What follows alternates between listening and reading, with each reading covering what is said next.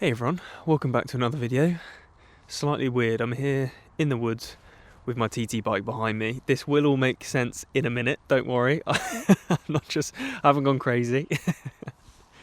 Or maybe I have, who knows. Anyway, this video is slightly different to what I normally do, but I thought it'd be a really good opportunity for me to talk through the bike behind me, which is my giant Trinity, because we're going into a new triathlon season. This season, in a few months, people might start racing and they might be looking at getting a new bike. Now, I thought I'd give you my complete honest review of the giant Trinity behind me. Now, when I say completely honest, I really do mean it, because I have no links with Giant whatsoever.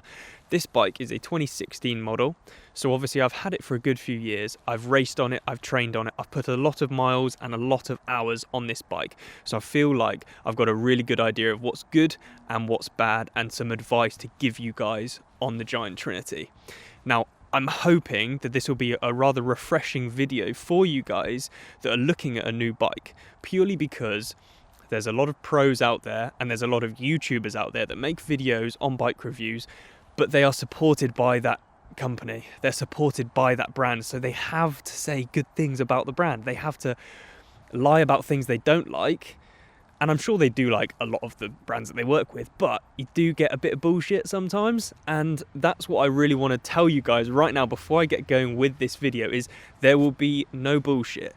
This is completely, brutally honest. I do not have any ties with Giant. Now, obviously, I'm not just going to use this video to slag off Giant for no apparent reason whatsoever, because obviously I don't want to burn bridges with them if there was an opportunity in the future to work with them. But I will give you a complete honest review, because I'm not obliged to say anything. I spent my own money on that bike back in 2016 and I've used it a lot over the last few years. And so I'm hoping that you guys will have peace of mind knowing that this opinion is purely my opinion and it's not influenced by anything else out there. So without any further ado, let's crack on. So first of all, I thought what we'd look at is things that I like, then things that I don't really like that I think should be changed, and just my overall opinion on the bike. I've got to say, I have upgraded most things on this bike. The only reason for upgrading things is purely from a performance perspective, so becoming more aerodynamic, more comfortable, you know, these Drag20 poles, slightly shorter cranks, different saddle, better wheels, stuff like that. All these things are just in the pursuit of becoming as fast as possible. I have had this bike for 5 years, so I've had a good amount of time to upgrade it and to become very, very used to it as well. So I think first thing to mention about the Giant Trinity, and to be honest, the whole Giant brand, is you get a lot of bang for buck. It's definitely I don't want to say budget friendly, because you're still spending a lot of money on a bike, like it's still a lot of money, but compared to the likes of Specialized, Cervelo, Canyon even now are costing a crazy amount of money, Giant have still been the brand to go with if you've got a bit of a budget. And that's the beauty about Giant, really, is you are getting a lot of bang for buck. If I had a similar spec to this bike in a Trek, Specialized, even a Canyon, like I said, Cervelo, all of those top-end brands that you think of, you'd be spending nearly double the amount. So that's what's really appealing and appetizing about getting into Giant bikes, is that you get a hell of a lot for your money. So for someone first getting into triathlon, I would probably nudge you towards the Giant bikes, because you do just get a lot more for your money. Now, the other thing to mention is, I think the bike actually still looks really good. It's 5 years old, and it's been through a lot as well. There's a lot of bumps and scrapes on it, mostly from my doing, and it still looks pretty good. Now, I'll be honest, I don't think they've changed too much about the design of the bike. I think all they've changed is different colour schemes, basically. So really, it is the same bike, it's just a different paint job, and I think it looks really good, and I think it still looks modern, and it doesn't look outdated at all, which is really nice. The other amazing thing about this bike, and this is probably the reason why they haven't changed too much on it, is it's bloody quick. It's fast. It's tried and tested. It's very, very quick. You get on this bike, you know you're on something special, and you're getting from A to B as quick as you possibly can. It's amazing. So I can't fault the speed and the feel of that speed at all. It feels great. Now, all of that's very good, but I did say this was going to be an honest review. So it wouldn't be honest without some issues, and there are a few issues on this bike, it has to be said. Now, they might have ironed this out in future iterations and more modern designs. I am not actually too sure, but I've got what I've got, and I thought I'd give you the information based on the bike. And to be honest, I don't think they've changed the design too much. This triathlon version, they've tried to be fully integrated and have triathlon specific advantages, such as the bento box here and the bottle that slots on, and I will talk about that a little bit in a minute, because that's one of my gripes with this bike. Now, talking about a few irritating things on the bike. First of all, the bento box. It's great and it looks like it fits quite a bit in there. It doesn't. That's the problem. There's kind of like an inner plastic container which takes up a lot of space, and also the Di2 junction box. Now obviously if you've got mechanical, you don't have that issue, so you've probably got a bit more space in here. But with Di2, the junction box has no other place to go, so it has to sit in here, and it takes up quite a bit of space. So actually, I've got a gel in here, a pH gel. Really, I can only fit 2 gels in there, which is not great, really. I mean, that might be enough for an Olympic distance, but, you know, people doing 70.3 and full Ironman, you're going to want a lot more. So to only be able to fit 2 gels in here is really a bit disappointing, to be honest. Now, more modern bikes I've seen, and this is a great idea of using the space up in the frame, is that what they do is they might have the same size bento box here, but they dig out in the top tube and the actual gels sit lower down into the frame. Now that's a great idea. I don't know if Giant have done that with their future more modern iterations of the Trinity, but what I can tell you right now is if you're thinking that you can fit quite a lot in this box, you can't, so it's a little bit irritating. So next up, the other and the biggest gripe possible with this bike is the bottle. Now the front bottle obviously sits on the front of the bike, funny that, and so it sits here like so. Now I think it looks quite cool, to be honest. It looks quite futuristic and it holds a lot of water. That's part of the problem. This bottle is far too big, and it's a great idea to have a lot of water on the front, but the issue is water weighs a lot and it ruins the kind of balance of the bike. And so when this bottle is full, it's a very strange handling bike, and it doesn't feel very intuitive, it doesn't feel very good, and it handles in a very strange way. Now obviously when you get through the water it's absolutely fine, and actually having this bottle on does increase your aerodynamics somewhat, I've heard. I'm not too sure how much, and to be honest, arguably probably not that much. But the other issue with this is it rattles about like crazy. Now a lot of other triathlon specific bikes do have front bottles, but none of them are the shape and size of this. I mean, it's far too big. It's just ridiculous. And the problem is with the weight of it, when it's full of water, it rattles about. Okay, these bolts on the front, I mean, that's the most irritating thing really. These bolts on the front come loose on every single ride. So I've tried Loctite, I've tried everything, I've tried doing them up as bloody tight as I can. They will always come loose. So take a pair of Allen keys with you.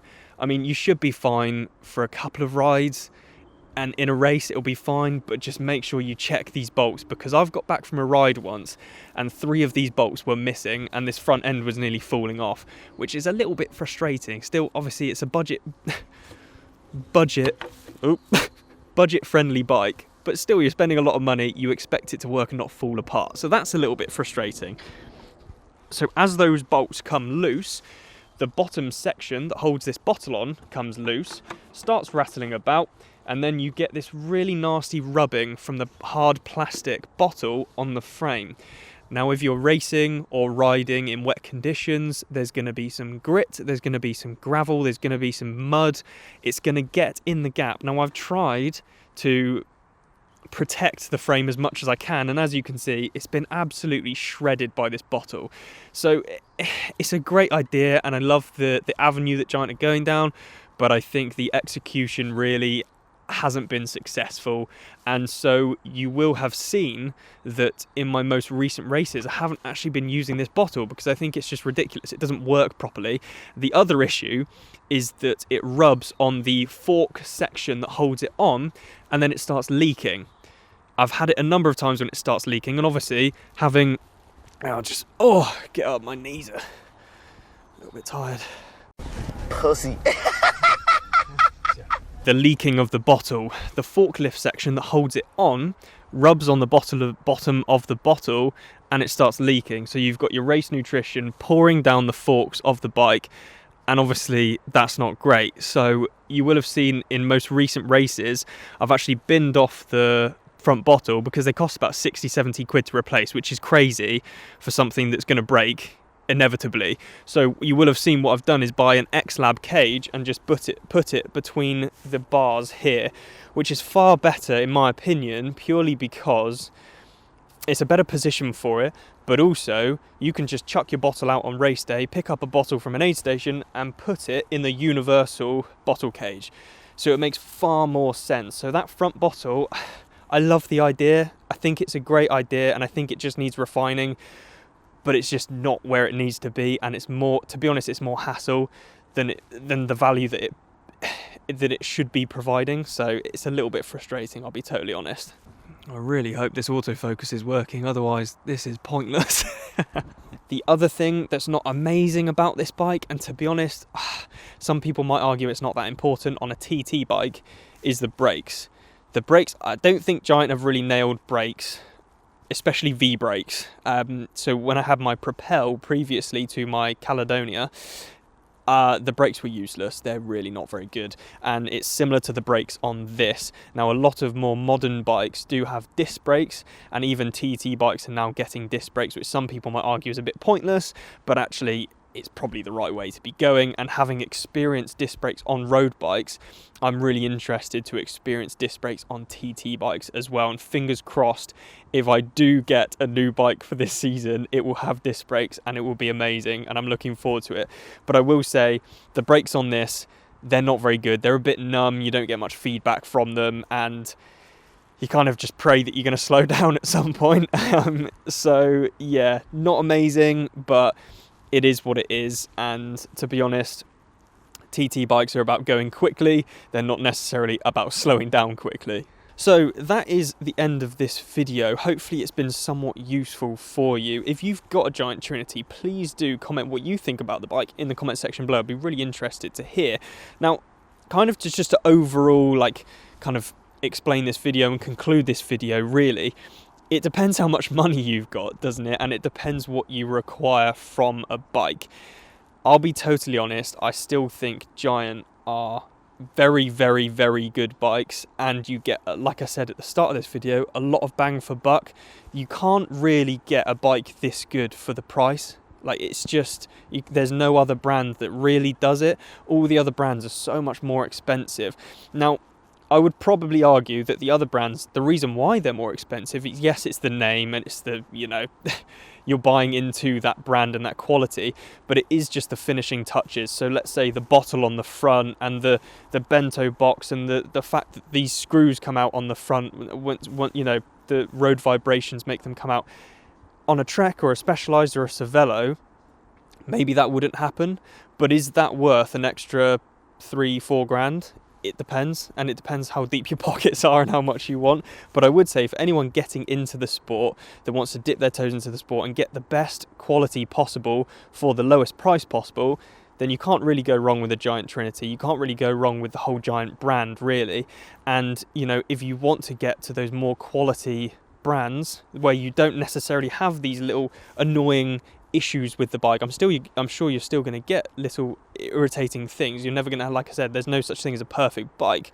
But if you do want the best quality possible, then this probably isn't the bike for you. You should probably look at, like I said, Specialized, Trek, Cervelo, all of those high-end brands where they perhaps would have spent a little bit more money and a little bit more time on these extra things that can make it a little bit more comfortable and a little bit more enjoyable and just a little bit less frustrating. So, like I said, it completely depends, but I'll be honest, I've absolutely loved riding this thing for the last 5 years. I'm hoping that I get a new bike this season that I can ride, and I can't wait to show you guys, but I'm keeping hold of this thing until the new bike shows up, because I don't actually know if it's going to show up. If not, I'll be using this thing for one more season, because like I said, it's still quick, it's still comfortable, it's still an absolute beast. It's just potentially a little bit outdated, and I think maybe Giant need to refine a few little things on here to make it as appealing as it possibly can be.